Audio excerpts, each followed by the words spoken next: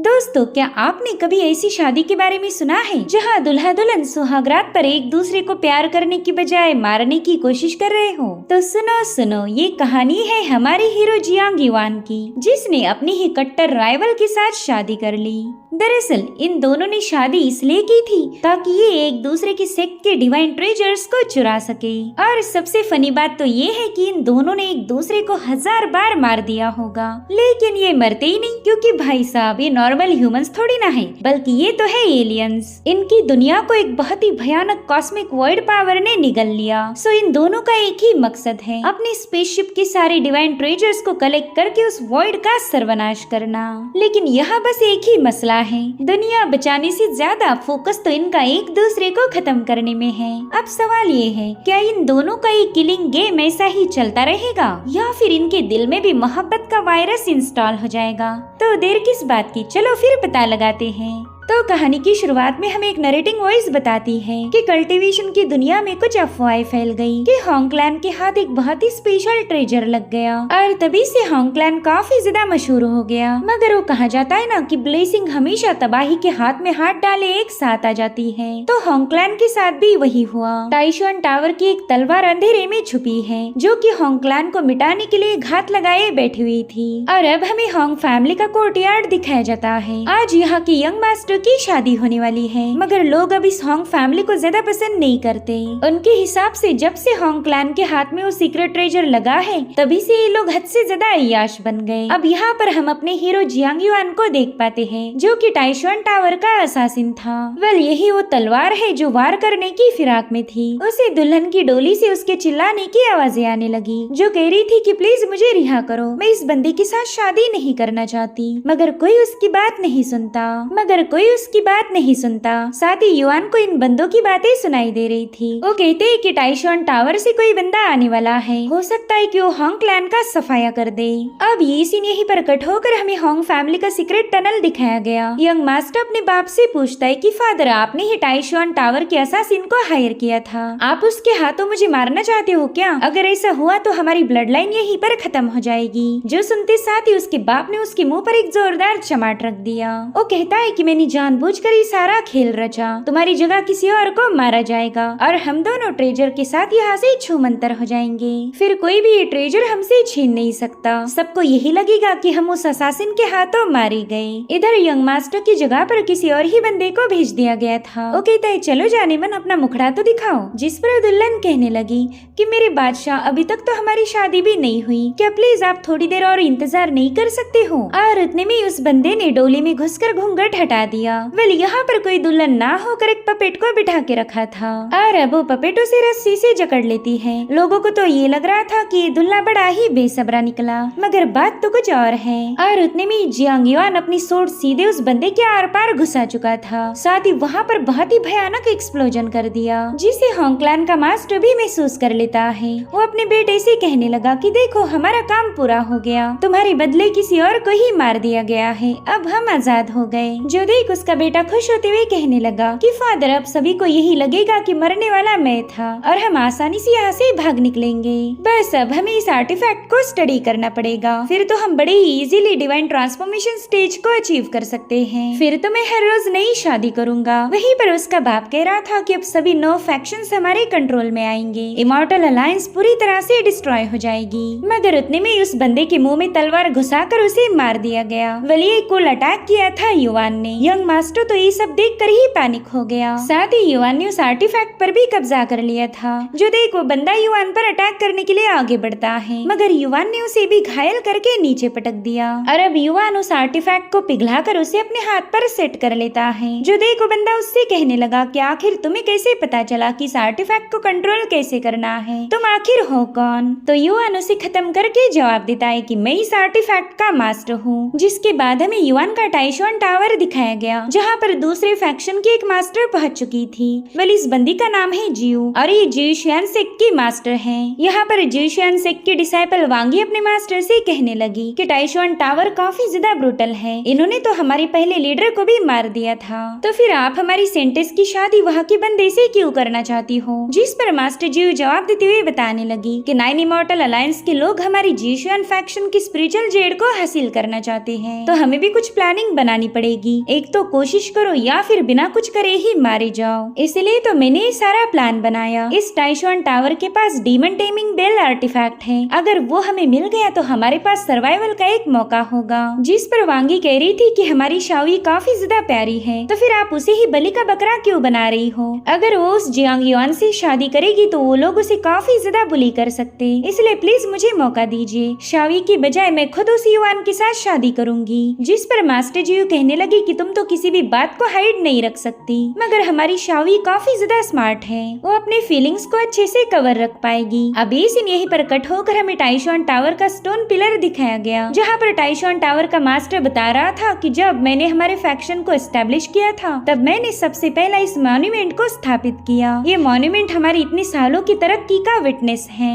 और उतने में युआन वहाँ पर पहुँच गया। वो मास्टर वांग से कह रहा था कि ये रहे होंग क्लैन के मेन लोगों के कटे हुए सिर। अब मेरा काम तो पूरा हो गया, इसलिए मैं छुट्टी पर जाने वाला हूँ, और हाँ जब मुझे बाहर बोर होने लगा मैं दोबारा से वापस आ जाऊंगा। और अब युआन वहाँ से जाने लगता है, मगर तभी मास्टर वांग उससे पूछते कि क्या तुम भूल गए आज कौन सा दिन है? हमारा टाइशुआन टावर 9 इमॉर्टल अलायंस को ज्वाइन करेगा या नहीं, ये आज की तुम्हारे परफॉर्मेंस पर डिपेंड करेगा। जो सुनते साथ ही युआन तो काफी ज्यादा शॉक हो गया। वो कह रहा था कि भला इसका मेरे साथ क्या लेना देना? मैं जानता हूँ आप जियूशियन सेक्ट के डीमन सप्रेसिंग बेल पर कब्जा करना चाहते हो, तो ठीक है उसे हम डायरेक्टली छीन लेंगे। मैं तो उस पूरे की पूरी जियूशियन सेक्ट को वाइप आउट करने में जरा भी हेजिटेट नहीं करूंगा। तो फिर बेवजह ये नकली शादी करने का क्या मकसद है? बस एक आर्टिफैक्ट के लिए आप चाहते हो कि मैं उस जियूशियन सेक्ट के सेंटेस शाओई से शादी कर लूं? इतनी बड़ी कुर्बानी भला मैं क्यों दूंगा?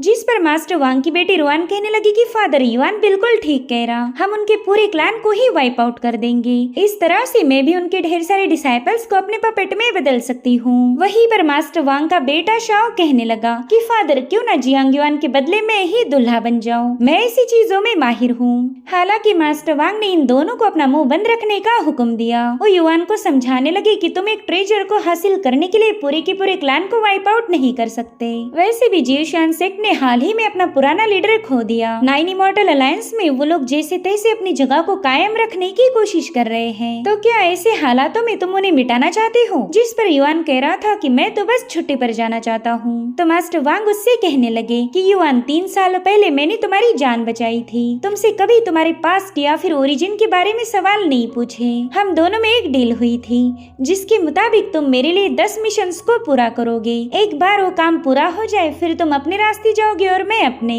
जिस पर जियांग युआन कहने लगा कि हाँ, और मैंने 5 मिशंस को ऑलरेडी कंप्लीट किया है। तो वांग उसे इमोशनली ब्लैकमेल करते हुए कहने लगे कि युआन जरा अपने दिल से पूछो कि क्या मैंने कभी भी तुम्हें तंग किया है? कभी मेरी बेटी ने भी तुम्हारे साथ बुरा बर्ताव किया है? तो युआन थोड़ा सा सोचने के बाद कहने लगा कि आपकी बेटी रुआन हर बार मुझे पपेट में बदलकर अपना गुलाम बनाने की प्लानिंग बनाती रहती। अगर इस बात को नजरअंदाज किया जाए तो ना, आपने कभी भी मेरे साथ बुरा बर्ताव नहीं किया। जो सुनकर वांग के चेहरे पर स्माइल आ गई। वो कहते हैं मेरे बच्चे, आज तुम दुल्हा तो जरूर बनोगे, मगर ज्यादा दिनों तक तुम्हें हस्बैंड का रोल प्ले करने की कोई जरूरत नहीं। ये तो बस एक रात की बात है। आज तुम दुल्हा बनोगे और कल तुम विधवा हो जाओगे, क्योंकि मैं चाहता हूँ कि आज रात सुहागरात मनाने से पहले ही तुम अपनी नई नवेली दुल्हन शाओई का काम तमाम कर दो। वहीं पर रुआन कहने लगी कि युआन बस ज्यादा ब्रूटल फोर्स का इस्तेमाल मत करना, उस शाओई की बॉडी पूरी तरह से इंटैक्ट रखो ताकि मैं उसका पपेट बनाने के लिए इस्तेमाल कर पाऊंगी। सो फाइनली जियांग युआन भी इस शादी के लिए राजी हो गया। अब हमें टाइशुआन टावर का हॉल दिखाया जाता है, जहाँ पर युआन की जियूशियन सेक्ट के सेंटेस शाओई के साथ शादी की रस्में शुरू हो गयी। हेवन एंड अर्थ को साक्षी मानकर ये दोनों भी पति पत्नी बन चुके थे और शादी होते साथ ही इन्हें इनकी चेम्बर चेम्बर में भेज दिया गया। वेल यहाँ के रिवाजों के according no bedding means no wedding, तो अब हमें इनके वेडिंग चेम्बर का सीन दिखाया जाता है, जहाँ पर शावी अपने दूल्हे का इंतजार कर रही थी।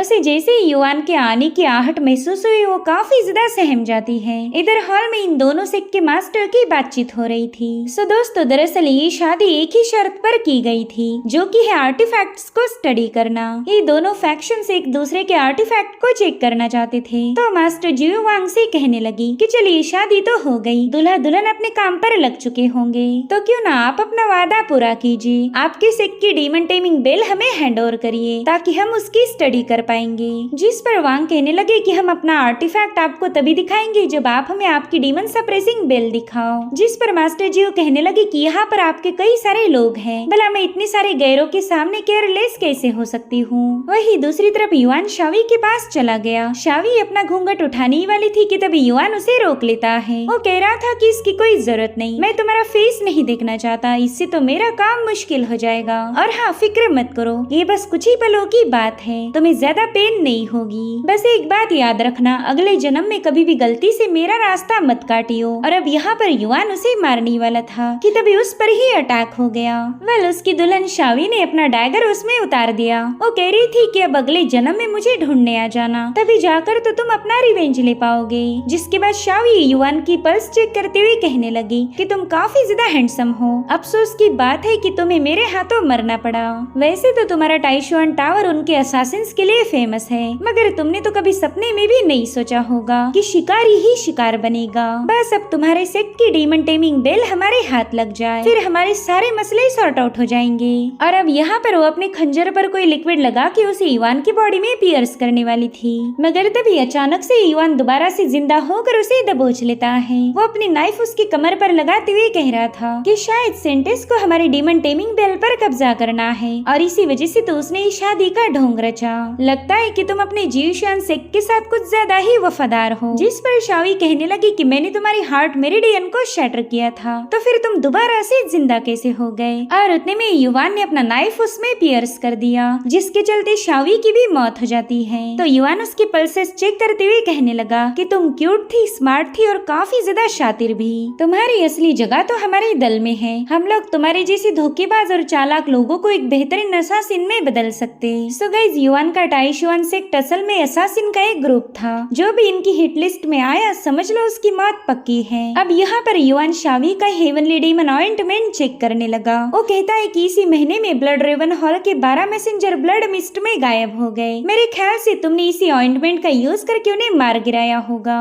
और तभी शावी का खून अपने आप साफ होकर वो जिंदा हो गई। अब इससे तो युआन काफी ज्यादा हैरान था। यहाँ पर इन दोनों में दोबारा से मुकाबला शुरू हो गया। इसी दरमियान शावी उसे बता रही थी कि जब मैं ब्लड रेवन हॉल गई थी, तब तक तो वो लोग ऑलरेडी मर चुके थे। साथ ही उनका गिल्डेड कॉफिन भी बिना किसी ट्रेस का वैनिश हो गया। ऐसा कहा जा रहा कि वो किसी शातिर चोर का काम था। मुझे तो लगा था कि तुम बस एक असासिन हो, मगर तुम तो मंजे हुए चोर भी निकले। वेल, यहाँ पर शावी युआन पर पूरी तरह से भारी पड़ गई थी। वही दूसरी तरफ इन दोनों के मास्टर सभी भी अपने डील पर ही अटके हुए थे। शाओ दूर से ही इन पर नजर रखे हुए था। वो कहने लगा कि आखिर ये लोग इतने शांत क्यों हैं? ओ, अब मैं समझ गया। मेरे ख्याल से युआन ने अभी तक शावी को खत्म नहीं किया। पहला तो वो अपना हनीमून मनाएगा और फिर विधवा हो जाएगा। उतने में रुआन अपने फादर के पास पहुंच जाती है। वो कहने लगी कि ये जियो एक नंबर की झूठी है। ये अपने साथ डीमन सप्रेसिंग बेल लेकर ही नहीं आई। जो सुनकर मास्टर वांग जियो पर भड़क गए। वो कह रहे थे कि जल्दी 9 अलायंस कंपटीशन होने वाला है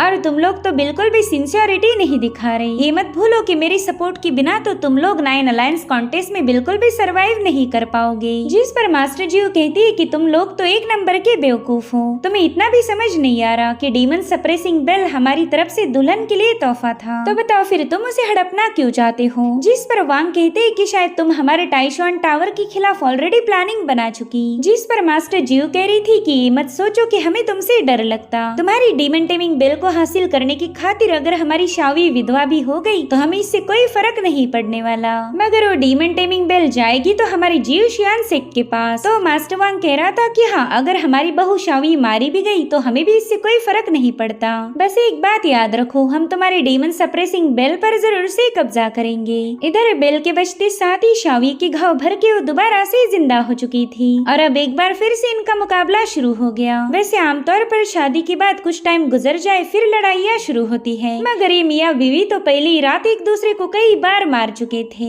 और एक बार फिर से युवान ने अपनी दुल्हन की गर्दन मरोड़कर उसे खत्म कर दिया। और तभी डीमन टेमिंग बेल आवाज करने लगी, जिसे सुनकर तो वांग और जियो के झगड़े और भी ज्यादा बढ़ गए थे। हालांकि इसकी असली वजह युवान को समझ आ जाती है। वो जान चुका था कि उनकी ये बेल शावी के साथ रिजोनेट कर रही, और तभी उसे इन दोनों के मास्टर्स की आवाजें आने लगी। वो अपने अपने डिसाइपल से पूछ रहे थे कि तुम्हें अपने साथी को मारने में इतनी देर क्यों लग रही है। इधर शावी दोबारा से रिजरेक्ट हो गई। वो युवान से कहती है कि तुम्हारे पास हमारे सेक्ट की सेपरेशन बेल अभी तक नहीं आई और तुम नहीं चाहोगे कि तुम्हारे इमॉर्टल होने की बात सबको पता चल जाए। तो युवान कहता है क्यों ना हम दोनों डिस्कस करके इस मसले को हल करें, जिस पर शावी बताने लगी कि हम दोनों तो वैसे भी शादीशुदा हैं, तो हमें साथ ही रहना पड़ेगा। झगड़े करने के लिए तो पूरी जिंदगी पड़ी है, तो भला आज की रात बर्बाद क्यों करें। जो सुनकर युवान के चेहरे पर स्माइल आ गई। इधर वांग और जियो हनीमून चेम्बर में पहुंच गए थे।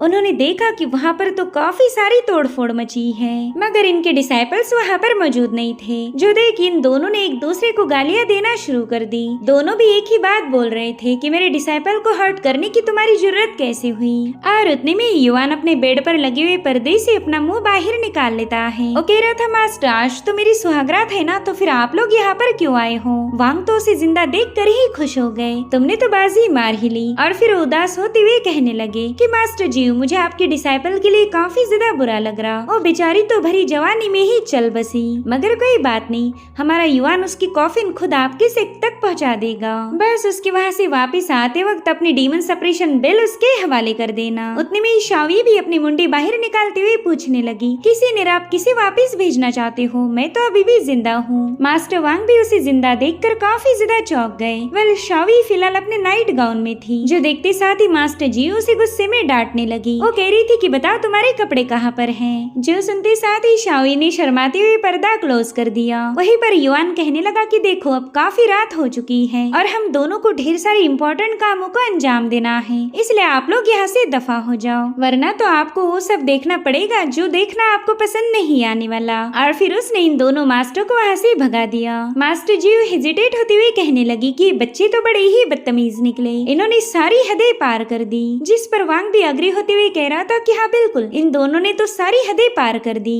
मेरे ख्याल से इन दोनों को प्यार हो गया। खैर अब हमने भी कबाब में हड्डी बनने की कोई जरूरत नहीं, क्यों ना एक एक जाम और हो जाए। जिसके बाद वो दोनों झगड़े छोड़कर सीधे शराब पीने रवाना हो गए। वहीं पर रुआन कह रही थी कि इस कमबख्त युवान ने तो मेरा दिल तोड़ दिया। मुझे लगा था कि पहली बार मुझे एक कुंवारी पपेट मिलेगी, मगर इस कमीने से तो जरा भी सब्र नहीं हुआ। वहीं दूसरी तरफ युवान शाओ से कहने लगा कि तुमने तो मुझे सरप्राइज कर दिया। तुम्हारे पास एक ऐसी बॉडी है जिसे ना मारा जाता और ना ही हर्ट किया जाता। मुझे तो लगा था कि डीमंस इस दुनिया से वाइप आउट हो गए, मगर तुम तो अभी भी जिंदा हो।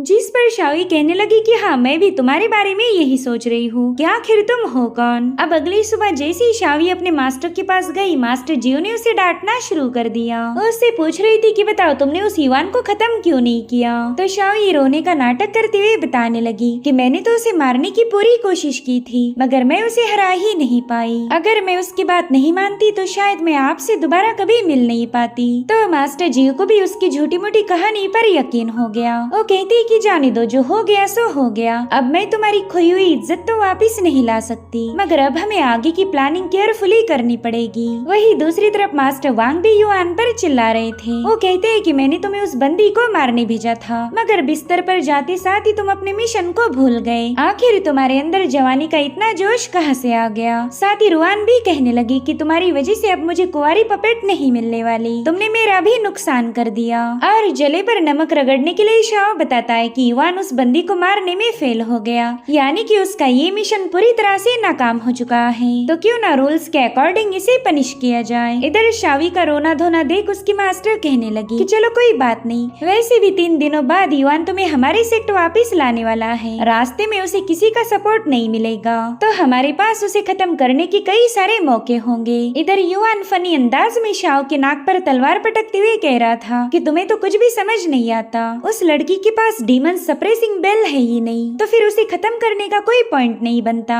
वैसे भी 3 दिनों बाद मैं उसे उसके मायके जीशुआन सेक्ट ले जाने वाला हूँ, उस वक्त हम डीमन सप्रेसिंग बेल हासिल कर लेंगे। तो दोस्तों इन दोनों सेक्ट के पास 2 डिमोनिक बेल्स हैं जो कल्टीवेशन को ड्रास्टिकली इम्प्रूव कर सकती, और इन्हीं ट्रेजर के लालच में आकर इन दोनों की शादी कराई गई थी, क्योंकि ये बेल्स दोनों सेक्ट के लिए काफी ज्यादा इम्पोर्टेंट हैं। अब इसी यहीं पर कट होकर हमें गोल्डन ड्रैगन दिखाया गया जो कि आसमान में शोर कर रहा था। उन्हीं जंगलों में हम एक बुजुर्ग को देख पाते हैं जिनकी ग्रैंड डॉटर पूछ रही थी कि आखिर इमॉर्टल अलायंस है क्या चीज। तो एल्डर बताते हैं कि कई सौ सालों पहले हेवनली realm के स्पिरिचुअल मॉन्स्टर्स और डीमंस यहाँ पर आकर गिर गए थे। उन्होंने हमारी इस मॉर्टल realm में तबाही मचा दी और उस वक्त इमॉर्टल realm ने यहाँ आकर उन्हें हरा दिया। यहाँ पर एक ग्रेट बैटल हुई थी। जब वो बैटल खत्म हुई तब हमारी मॉर्टल realm में जितने भी पावरफुल सेक्ट थे उन्होंने कई सारे अलायंसेस को फॉर्म कर लिया, और ये 9 इमॉर्टल अलायंस भी उन्हीं में से एक है। उतने में ही उन्हें वो गोल्डन ड्रैगन वहाँ पर नजर आया, जिसे देखो एल्डर कह रहे थे कि ये तो अपर 3 सेक्ट का ड्रैगन कमांड टोकन है। ये अपर 3 सेक्ट ही 9 इमॉर्टल अलायंस के ट्रू लीडर्स माने जाते, यानी कि इमॉर्टल अलायंस में भले ही 9 सेक्ट शामिल थे मगर असली अथॉरिटी तो इन 3 सेक्ट के ही पास है। और अब हमें 9 इमॉर्टल अलायंस का स्काई हाई जेड प्लेटफॉर्म दिखाया गया। यहाँ पर भी टाइशुआन टावर और जीशुआन सेक्ट ने ऑब्टेन किए हुए डीमन सप्रेसिंग बेल और डीमन टेमिंग बेल का ही डिस्कशन चल रहा था। वो लोग कहते हैं कि इन दोनों सेक्ट को 2 पावरफुल ट्रेजर्स हासिल हुए थे मगर उन्होंने उसे हैंडओवर करने से मना कर दिया, और अब उनकी वजह से दूसरे सेक्ट भी काफी ज्यादा रेस्टलेस हो रहे। तभी एक और एल्डर कहने लगा कि शायद अब उन दोनों सेक्ट को याद दिलाने का वक्त आ चुका है कि यहाँ का इंचार्ज है कौन। एक बार मेरा वुलियांग सेक्ट एक्शन लेने पर उतर आए तो 3 दिनों के अंदर ही उनका हर एक ट्रेजर हमारे कब्जे में होगा। सो दोस्तों यहाँ पर हमें 3 स्टैचूज दिखाए गए जो कि अलग अलग 3 फैक्शंस को रिप्रेजेंट करते थे। एक तो है मास्टर चेन जो कि वुलियांग सेक्ट का लीडर था, दूसरा है मास्टर टियान वाइडाओ जो कि टियानी सेक्ट को रिप्रेजेंट करता है, और तीसरी है मास्टर जीलियो जो कि जीशाओ सेक्ट की मास्टर थी।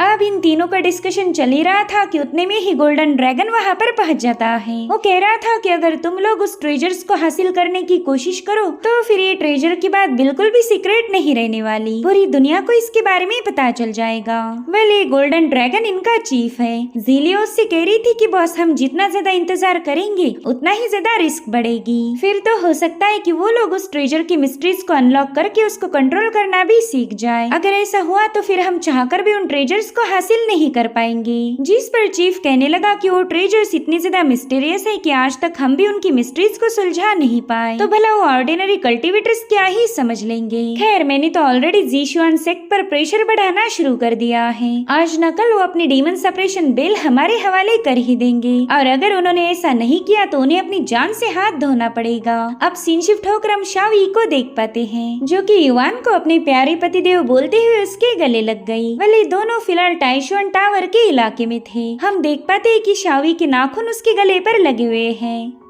और वहीं पर युआन ने भी अपना नाइफ उसके गले पर पॉइंट किया हुआ था। उससे पूछता है कि मेरी जान तुम यहाँ पर क्यों आई हो, तुमने तो अपने चेम्बर में ही रुकना चाहिए था। तो शावी उससे कहने लगी कि अभी अभी तो हमारी शादी हुई है और आप इतनी जल्दी मुझे छोड़कर इधर उधर टाइम पास कर रहे। खैर क्यों ना आप मुझे टाइशुआन टावर को शो करो, मैं इस जगह को एक्सप्लोर करना चाहती हूँ, और वो भी आपकी पीठ पर सवार होकर। तो युआन उसके शार्प नाखूनों को खुद के गले से दूर रखते हुए उसे अपनी पीठ पर उठा लेता है। इधर रुआन को तो ये सब देखकर ही काफी ज्यादा गुस्सा आने लगा। वो शावी से कह रही थी कि तू बस कुछ दिनों तक ही युआन के साथ मजे कर सकती, बाद में तो मैं तेरी जबान खींचकर तुझे गूंगे पपेट में बदलने वाली हूँ। अब अगले सीन में हमें टाइशुआन टावर के कुछ और असासिन दिखाए जाते हैं जिन्होंने एक परिंदे का शिकार कर लिया था। वेल इस बंदे का नाम है वांगची, और ये चाहता था कि इमॉर्टल अलायंस को वो अपने हाथों से क्रश कर दे, मगर वो ये बात भी अच्छे से जानते हैं कि ये काम मुश्किल होगा। और उतने में उन्हें शावी की आवाज आने लगी तो ये लोग फटाफट से एक चट्टान के पीछे छुप जाते हैं। दरअसल युआन शावी को लेकर यहाँ पर पहुँच गया था। वो उसे बताता है कि ये है हमारा टियान जू पिक, यहाँ से तुम हमारे टाइशुआन सेक्ट को देख सकती हो।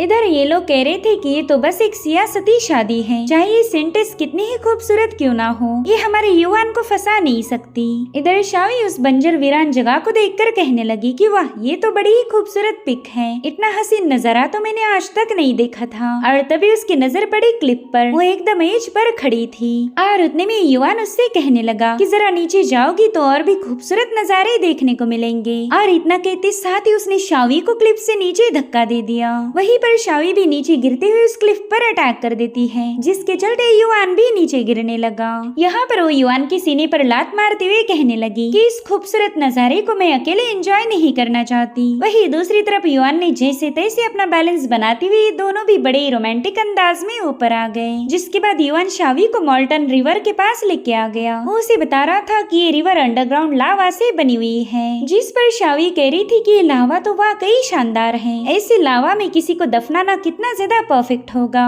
और फिर उसने युआन को सीधे उस लावा में पुश कर दिया। हालांकि युआन उस लावा को अपनी तलवार से पियर्स करते हुए स्प्रेड करने लगा। वो कह रहा था कि ये लावा तो आतिशबाजी के लिए भी परफेक्ट होगा।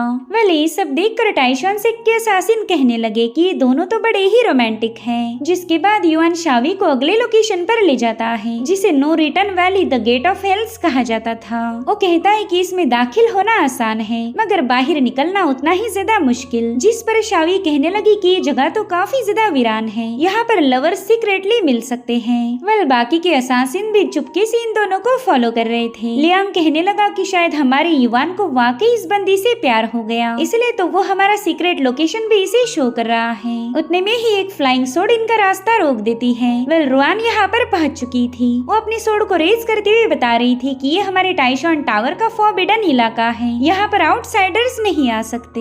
जो सुनते साथ ही शावी अपने जानी दुश्मन पति को प्यार दिखाते हुए बताने लगी कि मैं कोई आउटसाइडर थोड़ी हूँ, मैं तो युआन की बीवी हूँ। जिस पर रुआन कह रही थी कि अगर तुम अपनी जुबान काट कर मेरे हवाले कर दो तो मैं तुम्हें इस फॉरबिडन ग्राउंड पर जाने दूंगी। तो शावी युआन के पास शिकायत लगाते हुए कहने लगी कि हस्बैंड देखो तो ये बंदी कितनी ज्यादा डरावनी बातें कर रही। तो युआन उससे कहता है कि चलो हमने यहाँ से वापस लौट जाना चाहिए, आज के लिए इतना टूर काफी हो गया। दरअसल वो शावी को फॉरबिडन ग्राउंड पर इसलिए नहीं ले जाना चाहता क्योंकि वहाँ पर डीमन टेमिंग बेल थी और शावी उसी ट्रेजर पर कब्जा करना चाहती है। अब अपनी चेम्बर में वापस आने के बाद शावी कहने लगी कि तुमने मुझे टाइशॉन टावर का टूर दिया तो मैं भी बदले में तुम्हारी हेल्प करूंगी। ये है किंगशिया सेक्ट, मैंने इसके बारे में थोड़ी सी रिसर्च की थी और मुझे पता चला कि हाल ही में इनकी पावर काफी तेजी के साथ ग्रो होने लगी है। ऐसा लगता है कि इनके हाथ भी कोई स्पेशल ट्रेजर लगा होगा।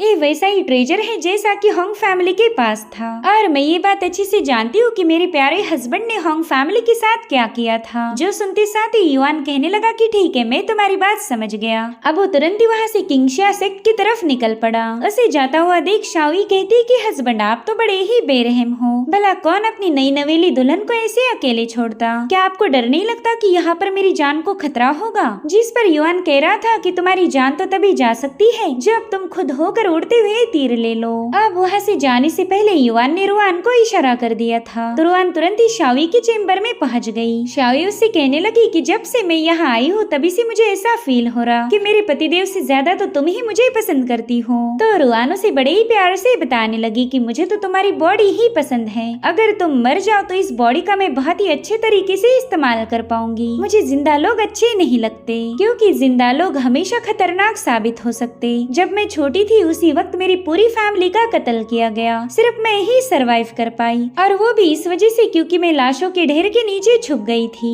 जिस पर शावी कहने लगी कि शायद इसी वजह से तुम्हारा भाई मुझे मारकर तुम्हारे लिए एक पपेट बनाना चाहता है ताकि वो तुम्हारी हिफाजत कर सके। तो रुआन उसे बताने लगी कि अरे उसने तो पहले ही मुझे इजाजत दी है कि जब भी वो मारा जाएगा उसकी बॉडी मुझे मिलेगी, फिर मैं उसका भी यूज करके काफी अच्छा पपेट बना सकती हूँ। जिस पर शावी कहने लगी कि अरे वाह तुम्हारा भाई तो कुछ ज्यादा ही रहमदिल है। वेल यहाँ पर शावी ने एक बड़ा ही अजीब सा एसेंस जला दिया था जो धीरे धीरे करके रुआन पर असर दिखाना शुरू कर देता है और अब शावी ने उससे सवाल पूछना शुरू कर दिए। वो कह रही थी कि क्या तुम्हारा टावर सेफ है। जिस पर रुआन कहने लगी कि हमारी केव में ढेर सारे ट्रैप सेटअप किए गए हैं, इनफैक्ट तुम्हारी मास्टर जियो भी यहाँ आकर हमारे डीमन टेमिंग बेल को चुरा नहीं सकती। तो शावी उसे उन रेस्ट्रिक्शंस के बारे में पूछने लगी जो कि उस ट्रेजर को प्रोटेक्ट कर रहे रहे थे तो रुआन ने उसे नशे की हालत में बता दिया कि हमारे डीमन टेमिंग बेल के आसपास टोटल 20 फॉर्मेशन सेटअप है और फिर वो वहीं पर बेहोश हो जाती है। अब ये सीन यहीं पर कट होकर हमें किंगशिया सेक्ट का नजारा दिखाया गया,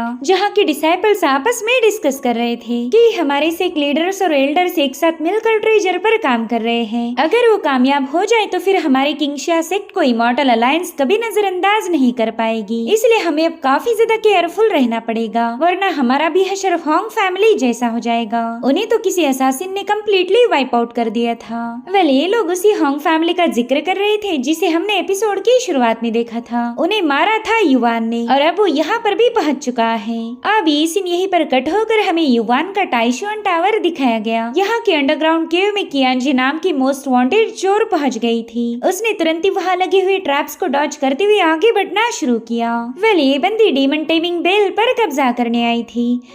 उसने बड़े इक्वल अंदाज में वहाँ मौजूद ट्रू एसेंस की स्ट्रिंग्स को आसानी से डॉच कर दिया, मगर थोड़ा आगे जाते साथ ही उसे फील हुआ कि यहाँ पर तो कोई पॉइजन फैला था।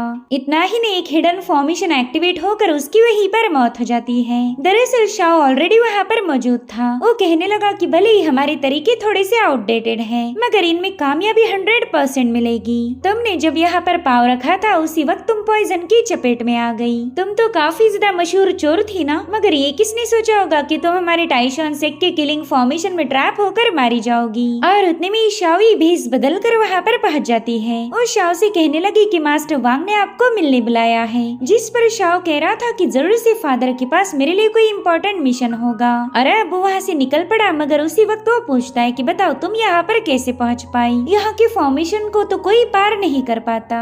और फिर शाओ ने तुरंत ही उस पर अटैक कर दिया, जिसके बाद हमें किंगशिया सेक्ट का नजारा दिखाया जाता है, जहाँ पर सेक्ट लीडर लिन शुई अपने एल्डर के साथ मिलकर एक सीक्रेट ट्रेजर को रिफाइन करने में लगा हुआ था। वो कहता है कि बस एक बार ये ट्रेजर रिफाइन हो जाए फिर तो 9 इमॉर्टल अलायंस भी हमें छू नहीं पाएगा। वेल, इस प्रोसेस में वहाँ पर काफी स्ट्रॉन्ग एनर्जी फ्लक्चुएशंस रिलीज हो रहे थे, जिसके चलते इन सभी लोगों को पीछे हटना पड़ गया। और तभी वहाँ पर युवान की आवाज गूंजने लगी। वो कह रहा था कि उस पावर को कंट्रोल करने की कोशिश मत करो जो तुम्हारे समझ के परे है। जो सुनते साथ ही लिन शुई अपनी एनर्जी का इस्तेमाल करते हुए इस जगह पर अटैक कर देता है। वो युआन से कह रहा था कि अगर तुम में जरा भी दम है तो हमारे सामने आकर बात करो, जिस पर युआन कहने लगा कि ये बात तुम्हारे पल्ले ही नहीं पड़ रही कि तुम्हारा किंगशिया सेक्ट अब तबाही की कगार पर है। जो सुनते साथ ही इन सभी एल्डर्स ने अपनी पावर को कंबाइन करते हुए युआन के लोकेशन को ट्रेस कर लिया, जिसके चलते ये सभी लोग मिलकर युआन पर हमले करना शुरू कर देते हैं। वही दूसरी तरफ शाओ भी शाओई पर कई सारे स्लैशेस रिलीज करते हुए उसे पीछे की तरफ पुश करने लगा। वो कहने लगा कि तुम्हारे जैसे कमजोर कल्टीवेटर ने यहाँ आने की जरूरत दिखाई, ये तो बड़े ही शर्म की बात है। और अब वो एक बार फिर से शाओई को पीछे हटने पर मजबूर कर देता है, मगर तभी शाओई वहाँ पर किसी अजीब से एलिमेंट का यूज करके एक्सप्लोजन कर चुकी। वही दूसरी तरफ युआन किंगशिया सेक्ट के सभी एल्डर्स पर भारी पड़ गया था। वो लोग कहते हैं कि शायद ये बंदा इमॉर्टल अलायंस का पालतू कुत्ता होगा। वैसे तो युआन का इस अलायंस के साथ कोई लेना देना नहीं, मगर वो जानबूझकर इन्हें यही यकीन दिला रहा था कि हाँ वो अलायंस के लिए काम करता है। और अब देखते देखते इन सभी लोगों ने मिलकर युआन को जकड़ लिया। वो कह रही थी कि तुम्हारी अलायंस ने Blood Raven Hall, Hong family और आज हमारे किंगशिया सेक्ट पर भी अटैक कर दिया। तुम लोग बस दूसरों को बुली करके उनके ट्रेजर्स को छीनना चाहते हो। जिस पर युआन कह रहा था हाँ बिल्कुल, ऐसे काम करने में तो हमारी अलायंस को काफी ज्यादा मजा आता। वही दूसरी तरफ शाओ और शाओई के दरमियान जबरदस्त मुकाबला चल रहा था। उतने में ही शाओई टाइशुआन टावर के फॉर्मेशन का यूज करके उसे ट्रैप कर लेती है। जो देख शाओ कहने लगा कि शायद तुम हमारे टाइशुआन टावर की नई डिसाइपल हो, मगर मुझे ये समझ नहीं आ रहा कि तुमने ये फॉर्मेशन सेटअप करना इतनी जल्दी कैसे सीख लिया। और उतने में ही शाओई ने फॉर्मेशन के जरिए उस पर अटैक करना शुरू कर दिए। इधर किंगशिया सेक्ट का सीक्रेट ट्रेजर पूरी तरह से रिफाइन हो चुका था,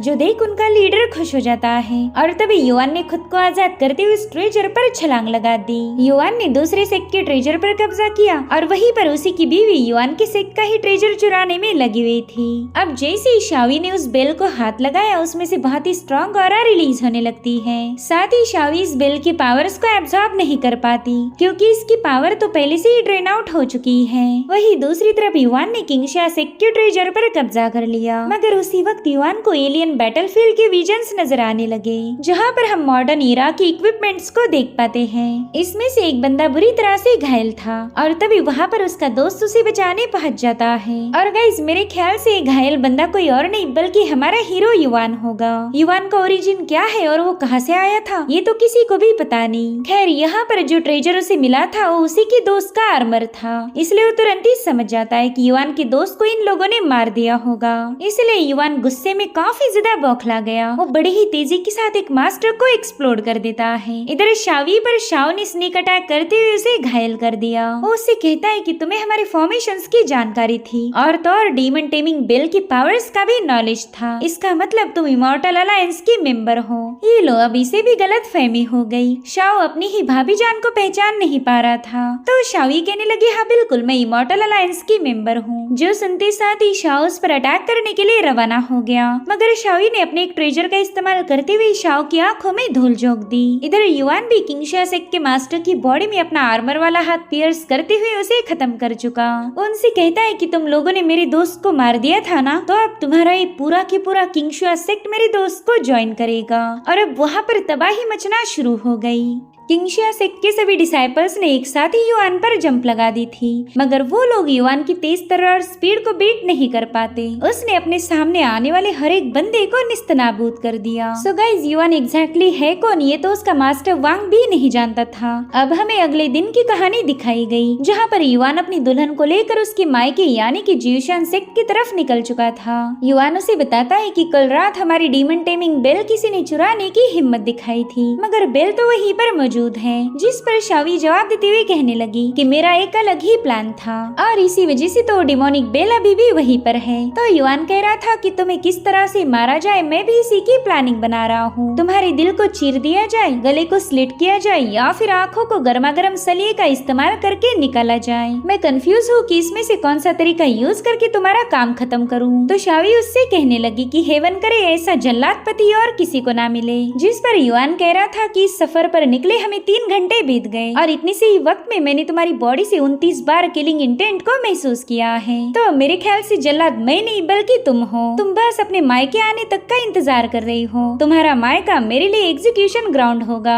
तो शावी कहने लगी कि जी ऐसी बातें ना करो, मेरे मायके वाले लोग इतने भी बुरे नहीं जितने कि आपके दोस्त हैं। उन्होंने तो अभी तक हमारी कैरेज पर लगभग 20 या 30 बार हमले किए हैं और एक बार फिर से उनकी कैरेज पर एक जोरदार एक्सप्लोजन हो जाता है। वेल ये काम किया था शाओ ने। वो तो अपनी भाभी जान को मारने के लिए काफी ज्यादा बेताब था। तभी रुआन उससे कहने लगी कि तुम्हें इतनी ज्यादा एक्सप्लोजन करने की कोई जरूरत नहीं, वरना युवान भी उस चुड़ैल के साथ मारा जाएगा। लेकिन शाओ कहाँ ही उसकी सुनने वाला था। वो एक्सप्लोजिव्स को रिलीज करते हुए कहने लगा कि मिशन ही सबसे ज्यादा इम्पोर्टेंट है, लाइफ एंड डेथ मैटर नहीं करती। और अब उस बंदे ने बड़े ही कुल अंदाज में एक्सप्लोजिव रिलीज करना शुरू कर दिया, जो देखकर रुआन को गुस्सा आ रहा था। वो कहती कि अगर युवान को कुछ हो गया तो ऐसा ही एक्सप्लोजिव मैं तेरी तशरीफ पर फोड़ने वाली हूँ। जिस पर शाओ कह रहा था कि युवान शहीद भी हुआ तो कोई बात नहीं, बस वो शाओ ही मरनी चाहिए। वहीं पर शावी और युवान साइड में खड़े होकर ही सारा तमाशा देख रहे थे। शावी कहने लगी कि वैसे तो हमारे सेक्ट अलायंस बन चुके हैं, मगर ये अलायंस बस पेपर तक ही सीमित रहेगी। जिस पर युवान बता रहा था कि हमारे लिए तो मिशन ही सबसे ज्यादा इम्पोर्टेंट है, मगर मुझे एक बात समझ नहीं आ रही कि तुम्हारे जियोशान सेक्ट ने तुम्हें बचाने के लिए किसी को भी नहीं भेजा। तो शावी कह रही थी कि हाँ वो लोग बोल तो रहे थे, मगर मैंने ही मना कर दिया। उसी वक्त शाओ और रुआन पर कई सारे इंसेक्ट से अटैक हो गया। दरअसल ये हमला किया था शावी की दोस्त वांगी ने, यानी कि जैसे युवान के लोग शावी को मारना चाहते थे वैसे ही शावी के लोग युवान को मारना चाहते हैं। सब इन कीड़ों से परेशान होकर शाओ और रुआन को वहाँ से भागना पड़ गया। अब रात के समय युवान और शावी एक जगह पर रुक गए थे। जैसे ही शावी रिवर के पास गई तुरंत ही उस पर अटैक हो जाता है। शाओ और रुआन उसे डुबा डुबा कर मारना चाहते थे और इधर युवान पर भी एक बड़े से बीस्ट के जरिए अटैक हो गया, यानी कि जब तक ये लोग अपने डेस्टिनेशन तक नहीं पहुंचते तब तक ये हमले बिल्कुल भी नहीं रुकने वाले।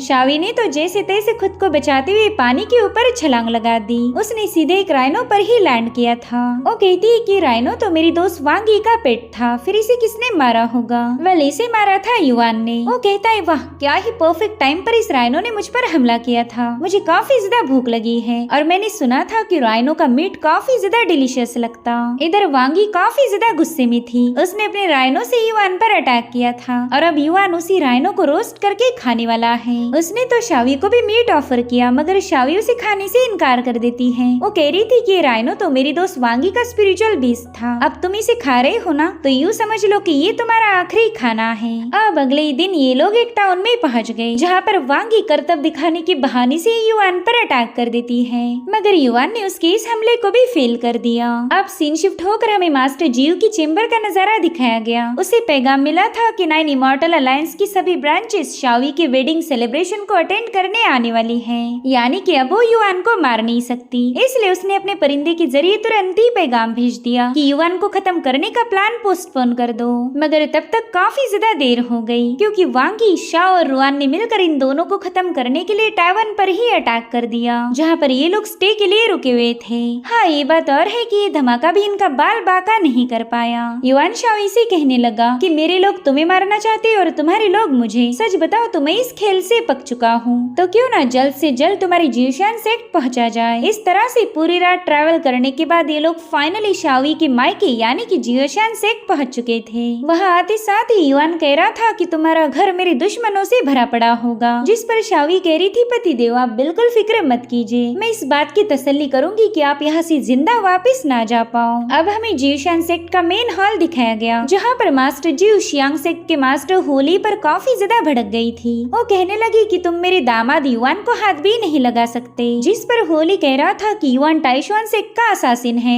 उसे मारना तो बनता ही है। अरे मैं तो बोलता हूँ कि सिर्फ उसे ही नहीं बल्कि उसके पूरे के पूरे टाइशुआन टावर को ही डिस्ट्रॉय कर दो। मगर वो कातिल तुम्हारा दामाद क्या बन गया, तुम तो दुश्मनों को ही प्रोटेक्ट करने लगी। उतने में ही शियुन पवेलियन की मास्टर शियांग होली से कहने लगी कि होली भले ही जियोशान सेक्ट इमॉर्टल अलायंस में सबसे आखिरी नंबर पर आता मगर ये लोग है तो राइचियस, इसलिए आज यहाँ पर कोई हंगामा खड़ा मत करना। हम युआन को मारेंगे नहीं बल्कि उसका काफी अच्छे से स्वागत करेंगे। और उतने में उन्हें खबर मिली कि शावी अपने पतिदेव के साथ यहाँ पर पहुँच चुकी है, तो ये सभी लोग मार्शल अरीना में उनके स्वागत के लिए जमा हो गए। युआन कह रहा था वाह, यहाँ पर तो स्वागत की काफी अच्छी तैयारियां की है, जिस पर शावी कहने लगी कि ये तो कुछ भी नहीं, तुम्हारे मरने के बाद तो मैं इससे भी शानदार दावत रखूंगी। तो युआन भी उसे ताना मारते हुए कहने लगा कि हाँ बिल्कुल, भला इससे ज्यादा मैं अपनी प्यारी बीवी से क्या ही उम्मीद रख सकता हूँ। और अब शावी अपने मास्टर को ग्रीट करते हुए बताने लगी कि हम दोनों मियाँ बीवी अपनी रिस्पेक्ट को पेश करने आए हैं और आपने इतने अच्छे तरीके से हमारा स्वागत किया, उसके लिए आपका तहे दिल से शुक्रिया। और उतने में वहाँ पर आतिशबाजी होना शुरू हो गई मगर युआन समझ जाता है कि ये कोई आतिशबाजी ना होकर फायरबॉल्स के हमले थे जिन्होंने युआन पर अटैक करना शुरू कर दिए। मगर युआन भी कुछ कम नहीं था, वो तुरंत ही शावी को भी अपनी तरफ खींच लेता है। वो उसे अपने सामने शील्ड जैसे इस्तेमाल करते हुए कहने लगा कि मेरी जान तुम बिल्कुल टेंशन मत लो, तुम्हारा ये बहादुर हस्बैंड तुम्हें प्रोटेक्ट करेगा।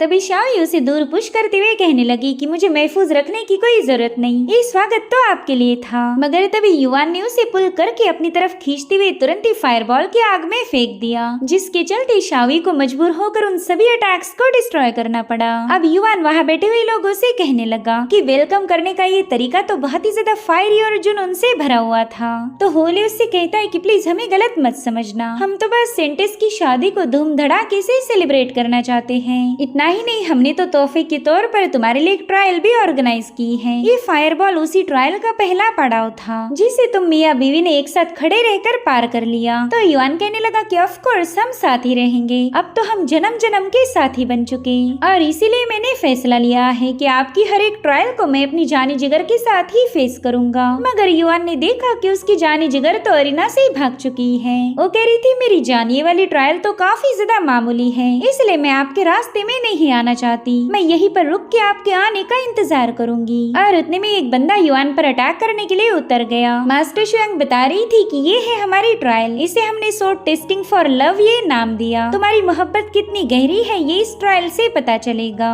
इधर युआन का अपोनेंट उससे कहने लगा कि हमने तुम्हारे टाइशुआन टावर के काफी सारे चर्चे सुने हैं, अब पता चलेगा कि तुम वाकई पावरफुल हो या फिर बस अपने सेक्ट की रेपुटेशन का फायदा उठाते। जिसके बाद वो बंदा एक फ्लूट को प्ले करने लगा। उसके ऐसा करते साथ ही वहाँ पर कई सारी पेटल्स गिरने लगती हैं और फिर अचानक से वो सारी पेटल्स ब्लेड जैसी शार्प बनकर युआन पर अटैक करने के लिए आगे बढ़ने लगी। मगर युआन ने सीधे उस बंदे के मुंह पर अपनी पावर का एक जोरदार ब्लो हिट कर दिया, जो देखते साथ ही शियांग के तो होश ही उड़ गए। वो बंदा भी हैरान होते हुए पूछने लगा कि आखिर तुम मेरे फ्लूट साउंड वेव टेक्निक को कैसे काउंटर कर पा बाय, जिस पर युआन उसका हाथ मरोड़ते हुए जवाब देता है कि ये तो किंगलिंग वैली की टेक्निक है जिसे मैं काफी अच्छे से जानता था। इस किंगलिंग वैली को कुछ दिनों पहले ही डिस्ट्रॉय किया गया। मेरे ख्याल से ये सब तुम लोगों का ही काम होगा। वेल, ये बंदा शियुन पवेलियन का डिसाइपल था, यानी कि मास्टर शियांग का जूनियर। जब ये बात सबको पता चली कि शियुन पवेलियन ने एक दूसरे सेक्ट को पूरी तरह से डिस्ट्रॉय किया, तब सभी लोग उन पर तंज कसने लगे। युआन कह रहा था कि तुम लोगों ने 34 कल्टीवेटर्स का खात्मा किया था, तो तुम्हें कम से कम 34 चमाटे तो पड़ने ही चाहिए। और फिर क्या युआन ने उसे पनिश करना शुरू कर दिया। उसकी पिटाई लगाने के बाद वो अपनी एक ही लात में उस बंदे को उड़ा देता है। इधर होली कहने लगा कि जीशान सेक का दामाद तो काफी ज्यादा इम्प्रेसिव है। खैर, ज़ैंकुई अब इसके साथ अगला ड्यूल करेगा, जो सुनते साथ ही ज़ैंकुई तुरंत ही मैदान में उतर जाता है। उसने तो आते साथ ही क्रिम्सन ब्लड बर्न टेक्निक को एक्टिवेट करते हुए युआन पर हल्ला बोल दिया, मगर उसके छलांग लगाते साथ ही युआन साइड में हट गया और ज़ैंकुई की एनर्जी को चेक करते हुए बताने लगा कि तुमने कई सारी मासूमों को सैक्रिफाइस किया है और तब जाकर ये टेक्निक तुमसे मास्टर हो पाई। मगर अफसोस की बात है कि तुम इसका इस्तेमाल करके भी मुझे हरा नहीं पाओगे। जिस पर ज़ैंकुई खुद के बचाव में कहने लगा कि नहीं, मैंने तो किसी को नहीं मारा, तुम मुझ पर झूठा इल्जाम लगा रहे हो। तो युआन उसकी तरफ आगे बढ़ते हुए बताने लगा कि लिनहे टाउन और यू सिटी के कई सारे लोग मारे गए, उनकी लाशें तुम्हारी शियांग सेक्ट के बैकयार्ड में दफन है, इसलिए ये मत बोलना कि तुमने किसी का कत्ल नहीं किया।